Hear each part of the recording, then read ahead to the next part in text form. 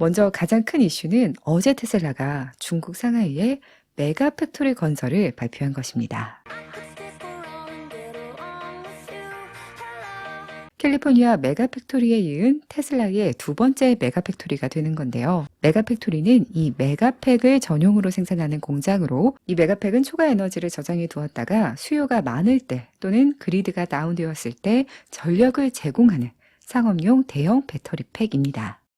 기가 상하이가 위치한 상하이 링강 지역에 건설될 예정이며 연간 10,000유닛 생산을 목표로 한다고 합니다. 착공은 올해 3분기, 초기 생산은 2024년 2분기를 예상한다고 하네요. 매우 빠른 속도로 보이지만 2021년 착공 후 약 1년 만에 생산을 시작한 캘리 메가팩토리를 보면 충분히 가능할 것으로 보이고요. 지난 주말 일론 머스크가 중국을 방문한 것으로 알려졌는데 이 서명식에는 참석하지 않은 것 같아요. 이렇게 트윗만 남겼고 4월부로 공식 테슬라 자동차 수석 부사장으로 임명된 탐주의 모습은 보이네요.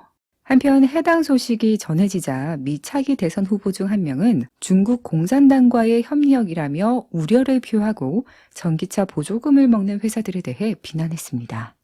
이를 두고 한 트위터 유저가 시진핑이 기가 텍사스를 인수하지 몰랐다며 농담조로 우회적 비판을 했는데요. 일론이 이에 동의하며 테슬라는 미국에서 생산량을 빠르게 늘리고 있고 보조금은 테슬라가 아닌 경쟁사들이 요구하는 것으로 오히려 보조금이 종료되면 테슬라의 경쟁력이 더 향상될 것이라고 답했습니다. 지난주 메가팩은 3만 불 가격 인하가 시행됐지만 가장 이른 배송 시기가 2025년 1분기로 약 2년 동안의 주문이 마감됐음을 알 수 있는데요. 상하이 메가팩토리 건설로 이 같은 글로벌 수요를 좀 많이 보완해 갈 수 있을 것으로 기대가 됩니다. 또 마진이 얼마인지는 모르겠지만 가격 인하를 한다 해도 설치비를 제외한 메가팩 한 대당 가격이 한화로 약 24억 원이 넘더라고요. 수익성에도 당연히 좀 좋은 영향을 미치겠죠. 한편 오늘 캘리포니아는 청정 에너지 제품과 관련된 주 인센티브 정책 변화를 발표했는데요. 테슬라 역시 영향을 받게 됐습니다.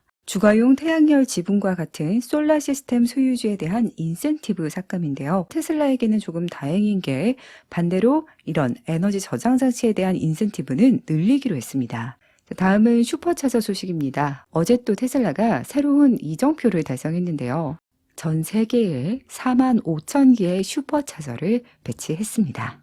2012년 9월 최초 설치 이래 배치 속도가 급속도로 빨라지고 있는데 작년 11월 말 4만 기 발표 후 약 4개월여 만에 5,000기를 추가 배치했다고 하네요. 가장 많은 슈퍼차저 네트워크가 있는 미국에서는 최근 1분기 가장 많은 충전기를 설치한 업체였고 2위 업체보다 무려 5배가 넘는 충전기를 배포했다고 합니다. 슈퍼차저 네트워크는 올해 더욱 확대될 것으로 예상이 되는데 증가하는 자체 고객 수와 또 타 EV에 점차적으로 슈퍼차저를 개방하고 있기 때문이죠. 지난 주말에는 3월 네덜란드에서 최초로 오픈한 V4 슈퍼차저가 타 EV에도 개방이 되었고 주말 동안 후기가 이어졌어요.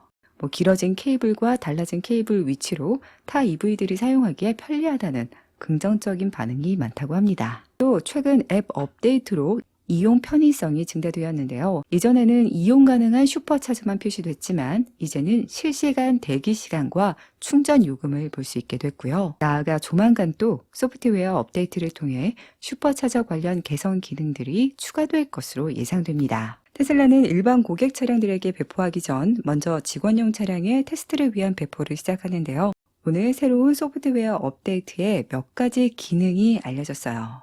슈퍼차저와 관련해서는 맵에 각 슈퍼차저 스테이션이나 관심 장소의 사진과 리뷰 보기 기능이 도입되고요. 또 다른 추가된 기능들에는 터치스크린의 텍스트 크기를 표준 또는 큰 글씨 중에 선택할 수 있게 됐고 컨트롤 메뉴에 검색 표시줄이 추가돼서 제어 및 세팅에 원하는 항목을 검색으로 찾을 수 있게 됐다고 합니다. 제어 기능에서도 커스터마이징이 가능한데 핸들 왼쪽에 있는 스크롤 휠에 좀 중점을 뒀다고 하네요.